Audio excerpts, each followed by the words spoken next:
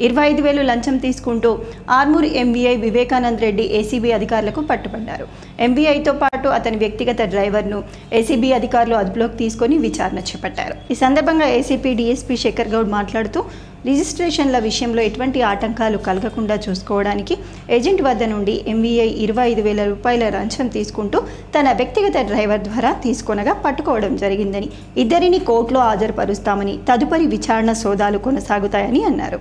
ఎవరైతే ఆ కంప్లైంట్ ఉన్నారో అతనికి సంబంధించిన కొన్ని ఫైల్స్ ఇక్కడ పెండింగ్ ఉన్నాయి. ఆ ఫైల్స్ గురించి దాదాపు 25,000 రూపాయలు ఇవ్వాలని చెప్పేసి ఎంబీఏ గారు అతని అసిస్టెంట్ అతను అడగడం జరిగింది. దాని పరంగా ఆ 25,000 ఏదైతే ఈ రోజు ఇస్తుండగా అసిస్టెంట్ ఎవరైతే ఉన్నారో అతన్ని రెడ్ హ్యాండ్ గా పట్టుకోవడం జరిగింది. ఆ తర్వాత ఆ 25,000 రూపీస్ కూడా అతని ద్వారా రికవరీ చేయడం జరిగింది. తర్వాత అతను చెప్పిన విధంగా ఎంబీఏ గారిని కూడా అదుపులోకి తీసుకొని విచారించడం జరుగుతూ ఉంది. గత కొన్ని రోజుల నుంచి కూడా ఆ కంప్లైంట్ మా దగ్గరికి రావడం జరిగింది. దాని పరంగానే మేము ఈ రైడ్ ప్లాన్ చేసి పట్టుకోవడం జరిగింది. ఏదైతే ఫైల్స్ ఉన్నాయో ఆ ఫైల్స్ పెండింగ్ ఫైల్స్ క్లియరెన్స్ గురించి ఇవ్వడం జరిగింది. వివేకానంద రెడ్డి గారు చెప్పాను కదా, అసిస్టెంట్ పేరు వచ్చేసి తిరుపతి. అతను అసిస్టెంట్ కమ్ డ్రైవర్. అతను తిరుపతిని మరియు తిరుపతి డబ్బులు తీసుకున్నాడు. అతను రెడ్ హ్యాండ్ కూడా పట్టుకోవడం జరిగింది. అతని ద్వారా వివేకానంద రెడ్డి గారిని కూడా పట్టుకోవడం జరిగింది. విచారిస్తున్నాం ప్రస్తుతం.